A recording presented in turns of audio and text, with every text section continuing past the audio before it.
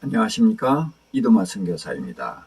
오늘은 아브라함과 아비멜렉 두 번째 이야기로 빚진 자 아브라함이라는 제목으로 말씀을 전할까 합니다.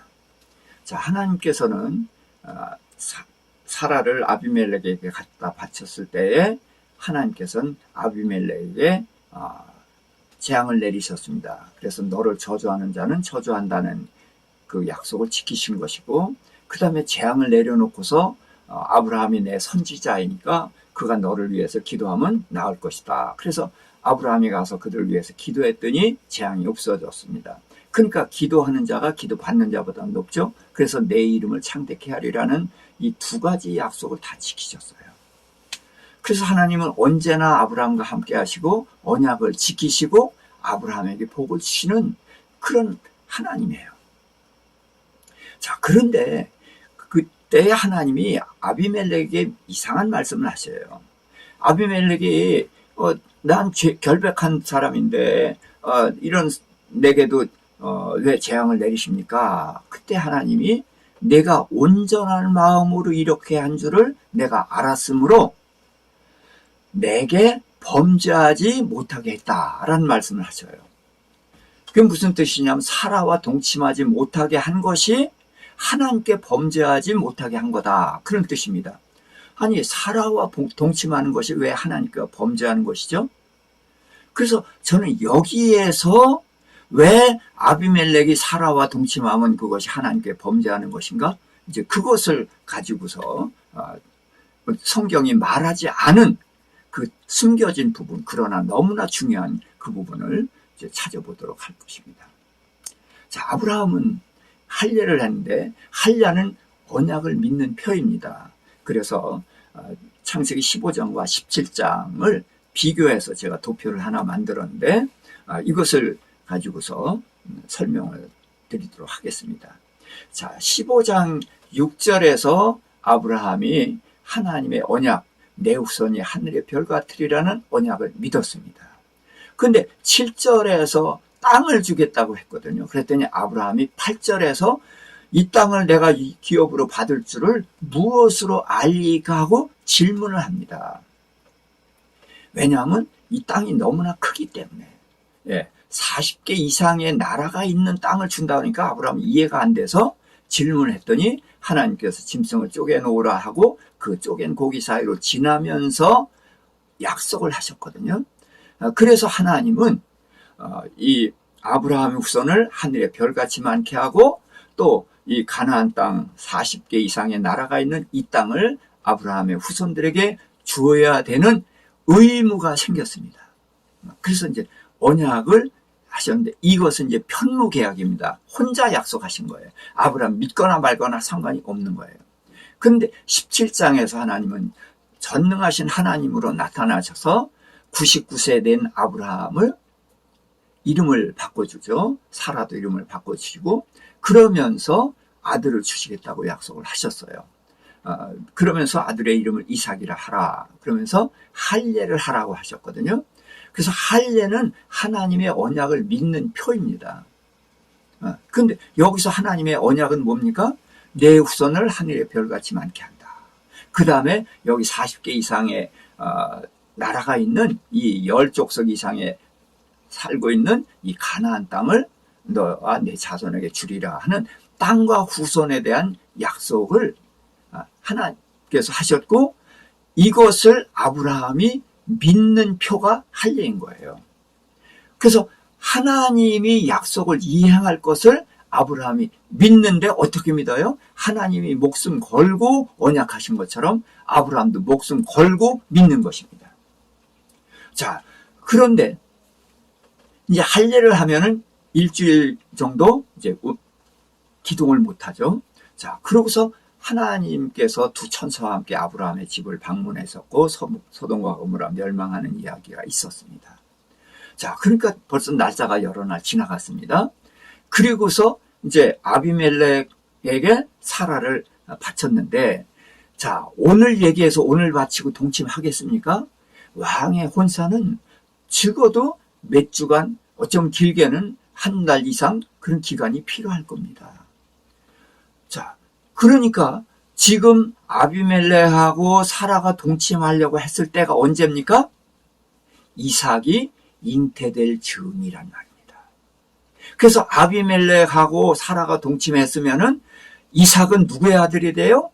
예, 아비멜렉의 아들이 돼요. 왜? 아비멜렉은 아직 정력이 있으니까 예? 동침할 수 있단 말이에요. 그러면 하나님의 계획은 아브라함이 자식을 낳을 수 없을 때까지, 사라도 태가 닫힐 때까지 기다려서 그걸 낳게 해서 전능하신 하나님을 깨닫게 하려고 한 건데, 그 계획을 누가 망치는 것이 되는 거예요? 아비멜렉이 망치는 것이 되는 거예요. 그래서 내게 범죄하지 못하게 했다는 말씀을 하신 거거든요. 자, 그러면서 아브라함에 대한 책망이 없이 그 이야기가 끝나버리고 말았습니다. 그러니까 우리도 다 끝냈죠, 여기서. 근데 이건 끝내서 되는 일이 아니란 말이죠. 왜? 아브라함이 할 일을 했거든요. 할 일을 했으면은 아브라함이 언약을 믿지 못했으니까 어떻게 돼요? 죽어야 돼요.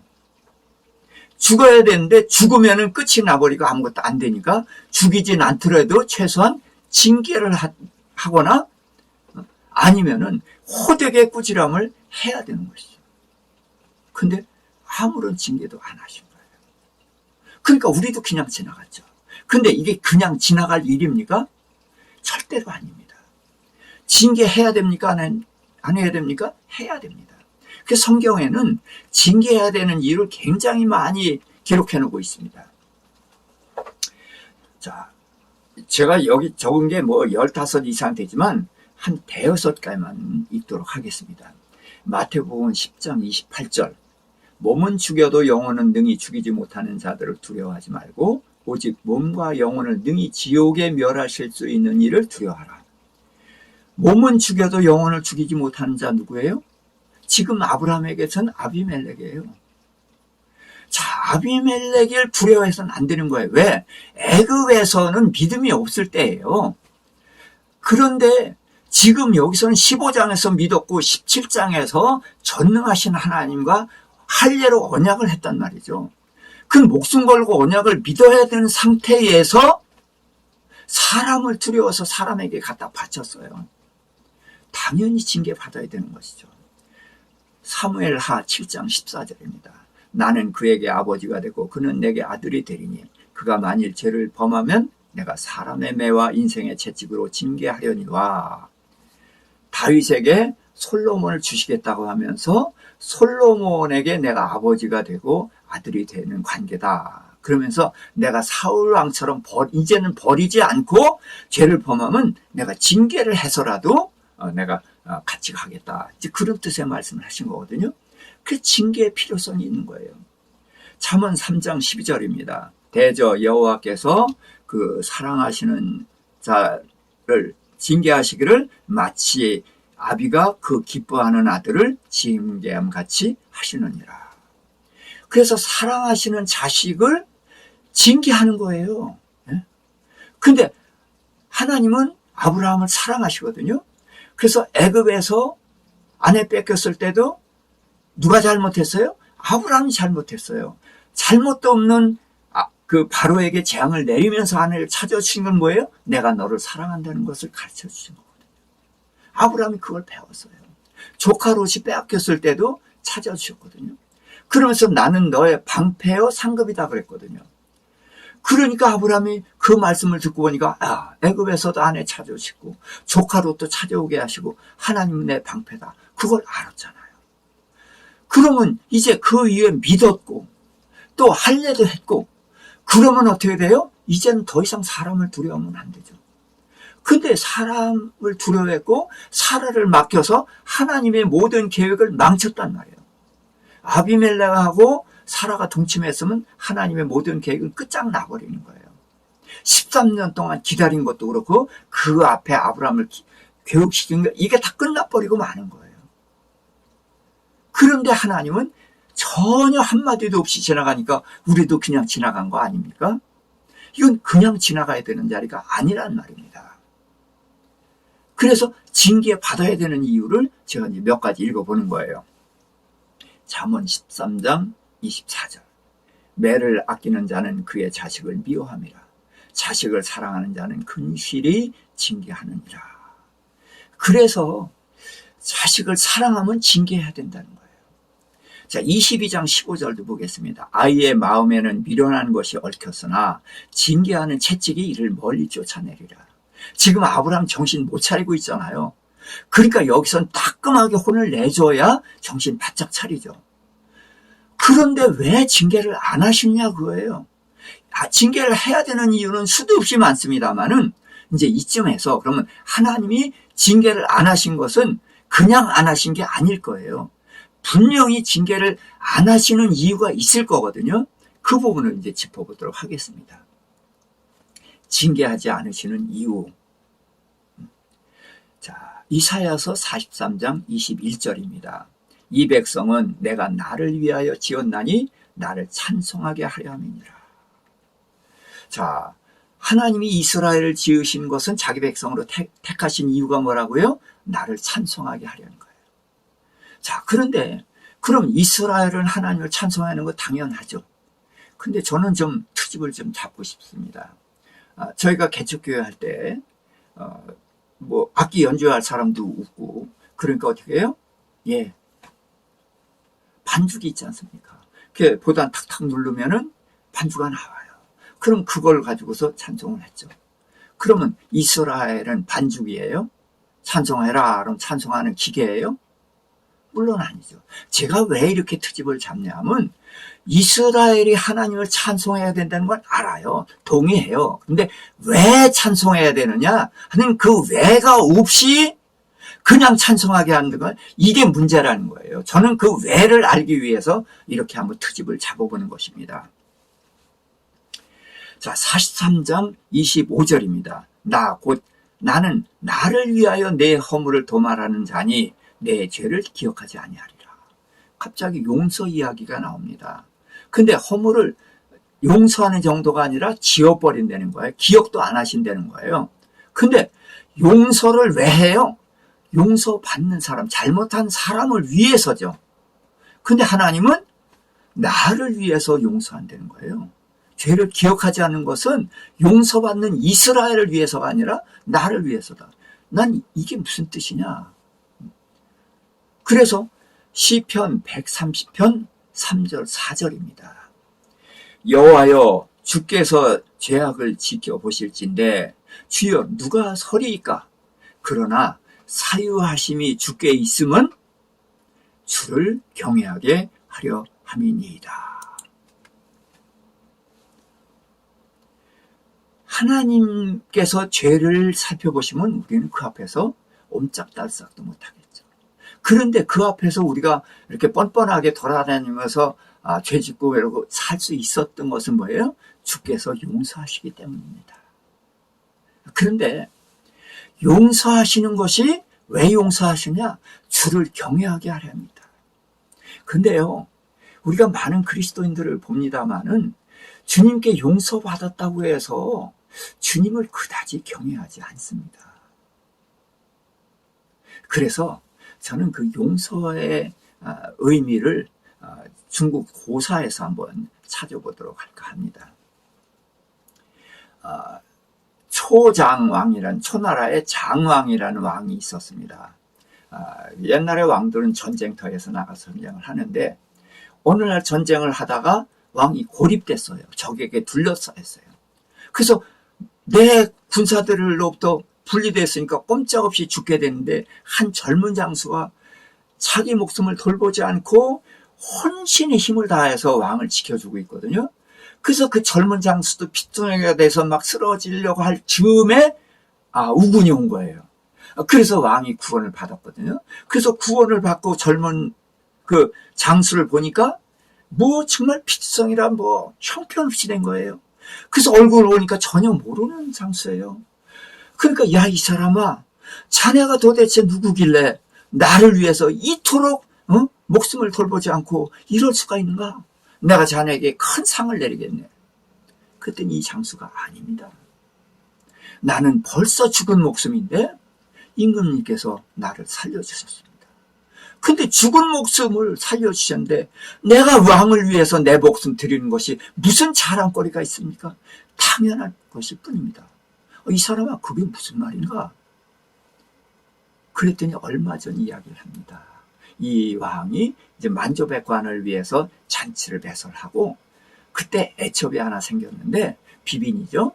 비빈이 굉장히 사랑스럽고 그래서 그 비빈을 자랑도 할 겸 또 만조백관들을 위로도 할 겸 그래서 비빈을 불러서 술을 따라주게 했어요. 근데 바람이 휙 불더니 불이 다 꺼져버렸어요. 그러더니 이 왕의 비빈이 비명을 지르는 거예요. 임금님, 어떤 놈이 내 몸을 만졌습니다. 그러더니 임금님 빨리 불을 켜세요. 내가 내 몸을 만진 사람의 이 갓끈을 끊었습니다.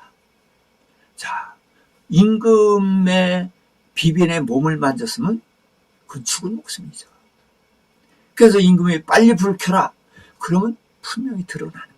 근데 임금이 잠깐 불을 켜지 마라.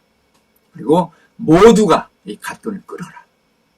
그래서 누가 왕의 비빈을 만졌는지 모르게 했거든요. 그때에 왕의 비빈의 몸을 만진 사람이 나입니다. 그래서 여기서 우리가 배우는 것이 뭡니까? 용서의 위력입니다. 그래서 로마서 다시 이제 로마서로 이제 가보면은 여기는 제가 로마서 5장 20절 21절입니다. 율법이 들어온 것은 범죄를 더하게 하려 함이라. 자, 율법이 들어온다고 죄를 더 져요? 아니에요. 율법은 그런 게 아니에요. 근데 법이 없을 때는 죄가 뭔지 모르니까 죄인 줄 모르고 죄를 져요. 근데 율법이 들어오고 보니까 내가 아무것도 아닌 줄 알았는데 이게 모두가 죄라는 거예요. 그래서 율법이 들어오니까 내가 죄를 많이 짓고 있다는 걸 알고 내가 죄인이라는 것을 깨닫게 된다는 거예요. 그래서 죄를 많이 깨닫게 하는 이유가 뭐냐? 죄가 더한 곳에 은혜가 넘친다. 지금 그 젊은 장수가 왕의 비빈이 따라주는 술을 이렇게 엎질러서 왕의 비빈에 옷자락에 술을 묻게 했다. 아니면 그 안주가 거기 묻어서 옷을 더럽혔다. 그렇다고 해서 목숨 달아나겠어요? 그거 아니에요. 그 정도 용서받으면 고맙습니다. 지나가요. 그러나 죽을 목숨이잖아요. 죽어야 되는데 용서받았을 때 그 큰 죄를 용서받았기 때문에 그 은혜가 잊을 수가 없죠. 그래서 이 젊은 장수는 왕에게 생명을 빚진 자가 된 거죠. 그래서 빚진 자가 그 빚을 갚는 삶이 그 왕을 위해서 목숨을 던질 수가 있었던 것입니다. 마찬가지입니다. 그래서 하나님께서 용서하시는 것은 바로 그런 것입니다. 내가 죽을 죄를 졌는데 그 죄를 용서받았단 말이에요. 그러니까 죄를 용서하신 하나님이 그때 보이는 거예요. 이 젊은 장수에게 왕이 보였던 것처럼. 그래서 그때 하나님이 보이고 그 하나님을 경외하고 그 하나님에 대한 찬송이 터져 나온단 말이죠. 하라고서 하는 게 아니라 내 속에서 터져 나와서 찬송을 하는 것, 이게 바로 나를 위해서 지었다는 거예요. 그래서 하나님의 은혜와 사랑을 맛보고 주님께서 우리가 얼마나 죄인인지를 알고 그런데도 그 죄를 사하신 것을 깨달았을 때에 그 하나님을 찬송하는 그 찬송을 위해서다. 자, 시편 118편 6편입니다. 여호와는 내 편이시라 내가 두려워하지 아니하리니 사람이 내게 어찌하랴. 자, 하나님은 아브라함 편이었어요. 바로에게 아내를 갖다 바쳤어요. 그런데 잘못한 아브라함을 꾸짖지 않고 잘못도 없는 바로에게 재앙을 내리고 아내를 찾아주시니까 하나님은 내 편이죠. 잘잘못을 가리지 않고 나를 사랑하신다는 걸 보여주신 거예요. 조카 롯이 빼앗겼을 때도 마찬가지고 또 지금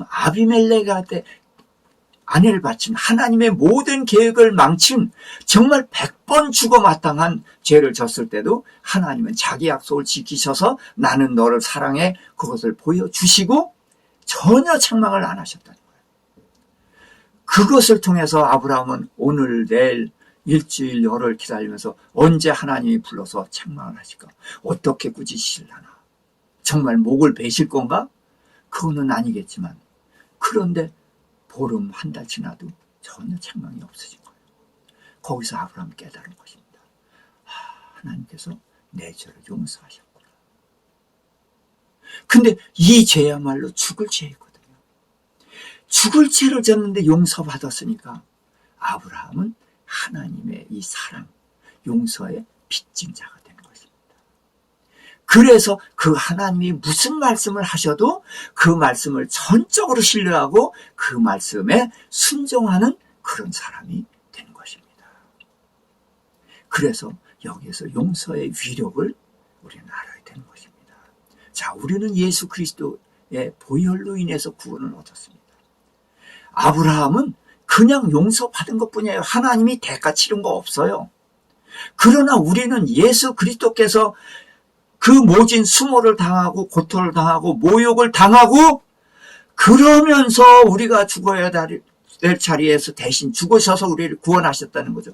그런데 우리가 그런 은혜를 아브라함이 받은 은혜만큼도 생각을 못하니까 우리는 사랑의 빚진 자인 걸 모르는 거예요. 그러나 사도 바울은 예수 그리스도를 대적해서 나섰다가 예수 그리스도의 부르심을 받고 그는 평생 빚진 자가 됐습니다. 그래서 그는 뭐라고 말했냐? 헬라인이나 유대인이나 또 지혜로운 자나 어리석은 자, 야만이나 모든 자에게 내가 빚진 자다. 그 사람들하고 바울 아무 관계도 없어요. 근데 예수 그리스도께 하나님께 빚을 졌단 말이죠. 근데 하나님께 내가 빚 갚을 길이 없어요. 근데 하나님은 누굴 돌보셔요? 만민을 구원하길 원하신단 말이죠. 그러니까 만민에게 복음을 전해야 되는 이 빚을 졌다는 거예요. 주님께 빚을 졌지만 주님께 빚 갚을 길은 없고 빚 갚을 수 있는 길은 복음을 전하는 이것. 그래서 내가 그들에게 빚진 거다. 그래서 빚진 자로서의 삶을 살아가는 것입니다. 복음은 빚진 자가 되게 하는 것입니다. 그래서 빚진 자로 살아가게 하는 것. 이것이 참으로 아름다운 삶이고 이것이 참으로 신앙인의 모습인 것입니다. 그래서 하나님께서는 이 아브라함을 빚진 자로 만드셔서 하나님을 전적으로 신뢰하고 하나님이 무슨 말씀을 하시더라도 이 하나님은 그 언약을 반드시 지키시고 이 모든 것이 다 나를 위한 것이야 라는 것을 믿고 순종하는 그런 위대한 믿음의 사람이 될 수 있었던 것입니다.